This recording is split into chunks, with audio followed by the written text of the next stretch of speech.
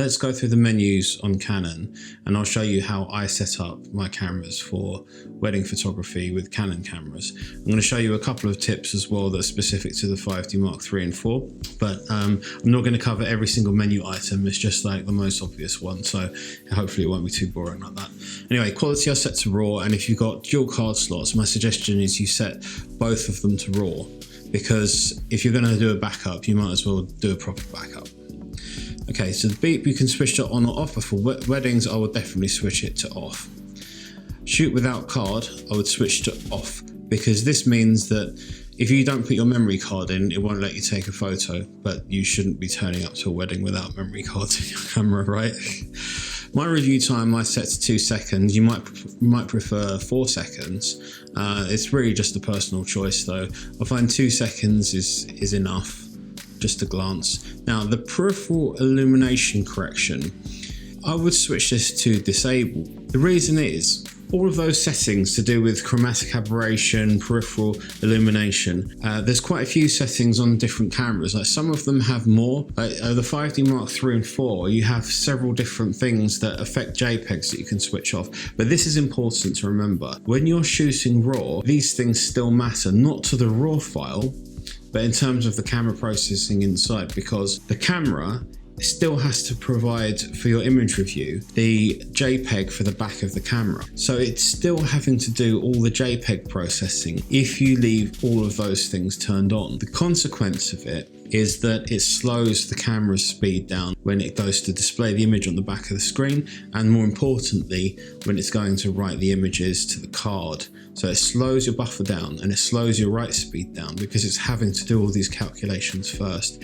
It's having to, peripheral illumination is for like lens vignetting, you know, that's natural. It kind of counterbalances that for the JPEG. But I know certain Canon cameras will have a variety of different settings that are like that will have an impact on the write speed to the card, even for RAW files. So it's important to remember that. So if you want to have the fastest setup for weddings, switch all of those settings off, and then by doing that you're going to get fast write speeds to the card. On white balance, I'm going to go to auto, and the color space and so on are not particularly important.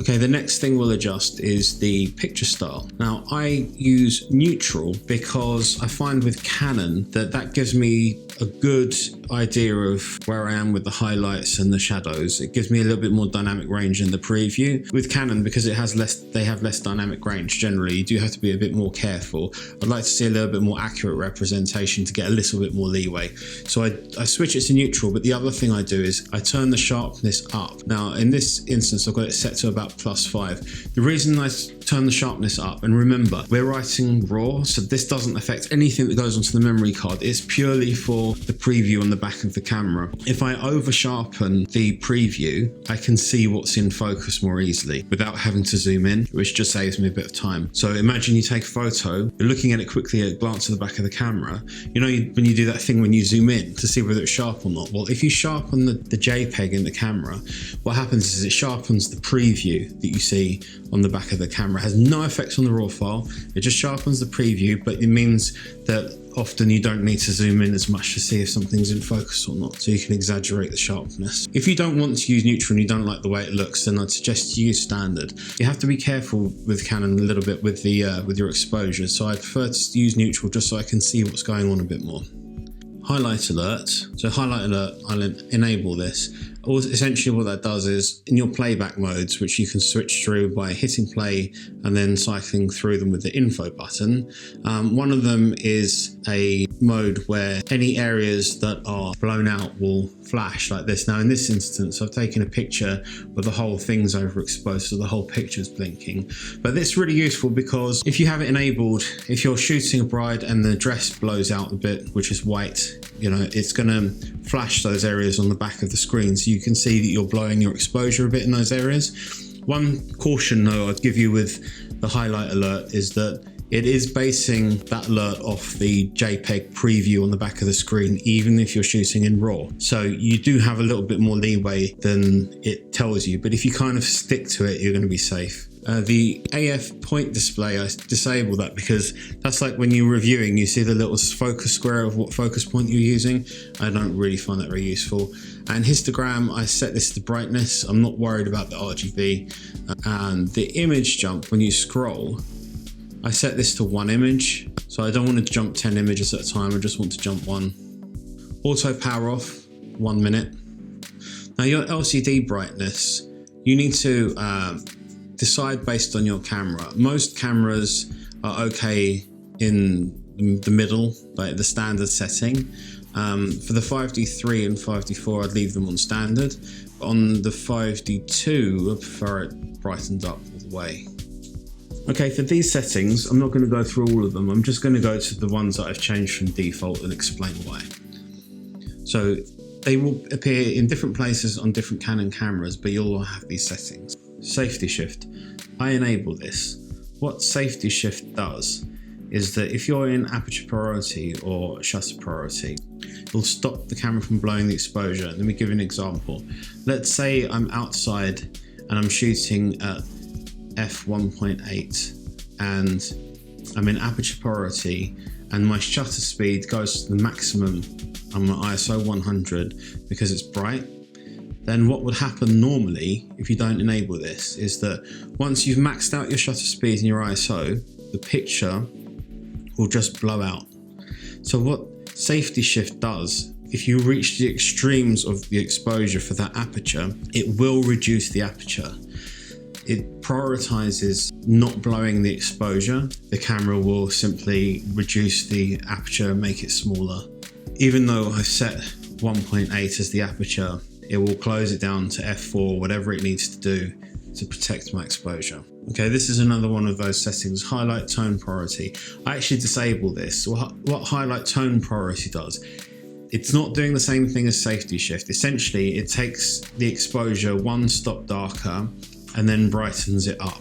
So if you can imagine, and then it writes the file to the memory card. So it's always pushing you, usually with the ISO or whatever means it needs to do so, 1 stop darker and then brightening up and then writing the file. And you do lose quality because of that, and for that reason I don't use it. Okay, again, things like auto lighting optimizer. This is to boost the dynamic range, and I disable this. It's only for JPEGs, and it's going to slow the camera down. And a few extra tips that I want to mention. One of them is with the 5D Mark III and Mark IV, you can't actually see at nighttime the focus points in the viewfinder because Canon removed the ability for them to light up whilst you're focusing. So they only light up once you've achieved focus and the focus points are black, which makes them very hard to see.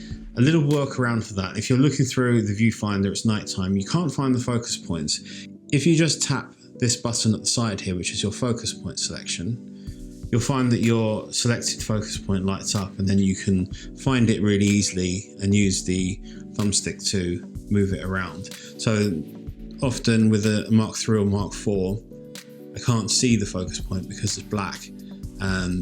So what I will do is just tap this and then I can move it. That lights it up for me. It just makes it much easier.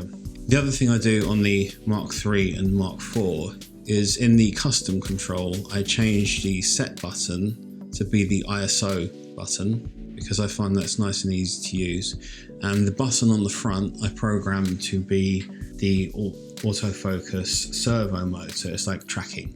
So by doing that, when you hold your finger on the button on the front, it allows you to get tracking immediately, and then as soon as you release it, you're back to one shot as well.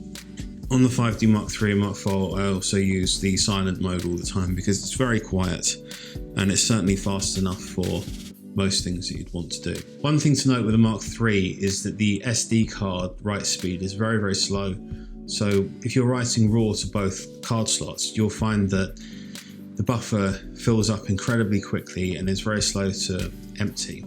So I suggest doing that thing where I said switching off all of the camera decision making on like peripheral illumination and different modes that affect the JPEG preview. Switch all of that off and then you'll gain back some speed, but I would still recommend writing RAW to both card slots, and the same on the Mark IV as well. Now, in terms of these custom dials on top, C1, C2 and C3, which are programmable, I suggest that C1 and C2, and if you want to C3 as well, but at least C1 and C2 are programmed to aperture priority f2.8, one of them at a shutter speed of 1/160th of a second, and maybe the other one at 400th of a second. So you've got like a slower shutter speed and a faster shutter speed, and then what you can do is just flick between those quickly.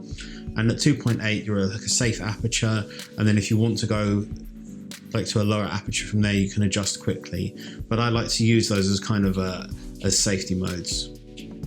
Whether you want to use the auto ISO as well is up to you, but I'd at least put the minimum shutter speed on there.